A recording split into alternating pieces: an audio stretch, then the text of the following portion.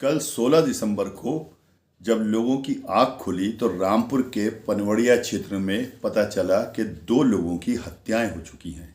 और जिन लोगों की हत्याएं हुई हैं वो कोई मालदार आदमी नहीं थे, उनका कोई सामान चोरी नहीं गया, बल्कि बेहद गरीब और कमज़ोर किस्म के लोग थे और उम्र दराज भी थे। 65 से 70 साल की आयु उन लोगों की थी। 65 से 70 साल के बीच की वो लोग रहे होंगे वहाँ पर। एक चौकीदारी का काम करते थे और ताहिर अली जो थे वो चौकीदारी का काम करते थे, रामपुर के रायद्वारा निवासी थे। और दूसरे फर्जन जो थे उनके बेटे की वहाँ पे पंचर जोड़ने की दुकान थी, जो खुले में ऐसे ही वो पंचर जोड़ा करता था। तो रात को वहाँ पर उनके जो वालिद साहब थे फर्जन जी, तो वो आके वहाँ पे सो जाया करते थे। दोस्तों, मैं आरिफ खान एक बार फिर क्राइम एक्सप्रेस न्यूज़ रूम से आपके सामने नए मुद्दों और ताज़ा खबरों के साथ।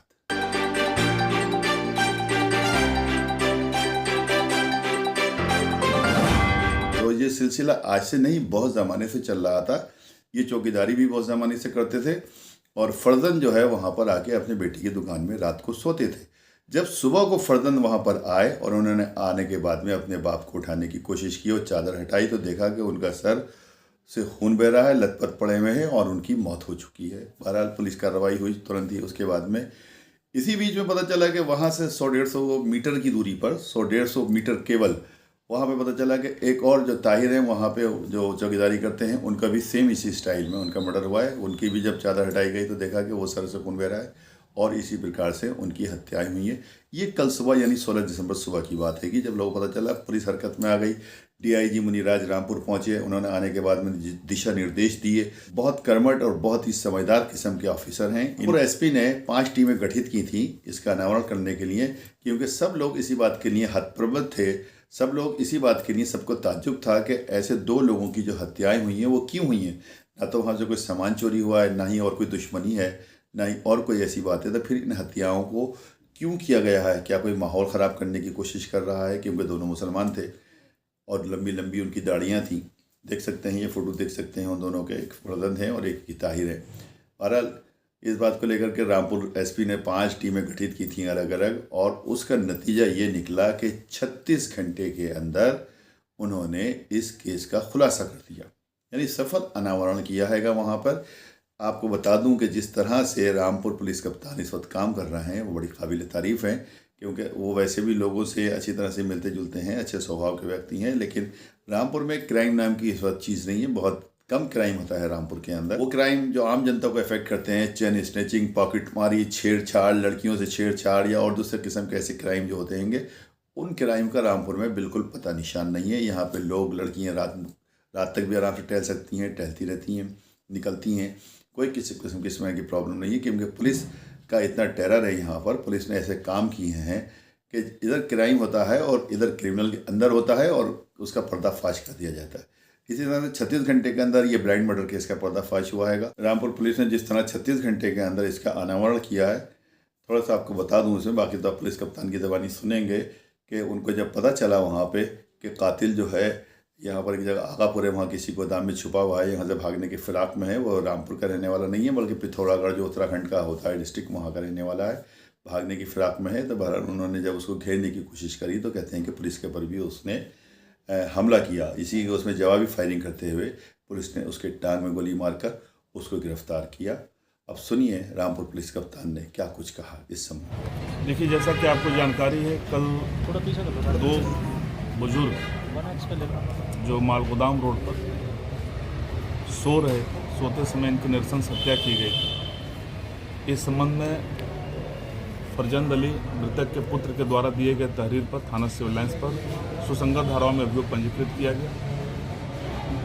अभियोग पंजीकृत होने के पश्चात चूँकि घटना निर्मम तरीके से की गई थी, हमारे द्वारा 5 टीमों का गठन किया गया। अपर पुलिस अधीक्षक श्री अतुल श्रीवास्तव के पर्यवेक्षण में सीओ टांडा कीर्ति निधि आनंद, सीओ प्रशिक्षणाधीन Atul, inspector civil lines, incharge SOG, थानाध्यक्ष भोट एवं अन्य